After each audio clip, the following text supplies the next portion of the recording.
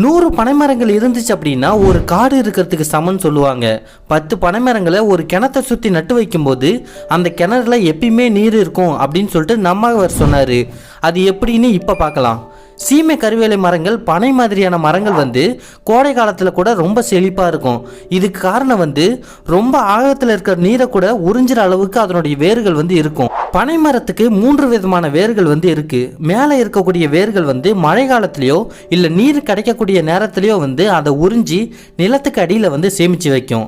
இடையில இருக்க வேர்கள் நீரை கொஞ்சம் கொஞ்சமாக எடுத்து மரத்தோட வளர்ச்சிக்கு பயன்படுத்தும். ஆழமாக போகக்கூடிய வேர்கள் நிலத்துக்கு அடியில் இருக்கிற நீரை உறிஞ்சி இடையில சேமிச்சு வைக்கும்.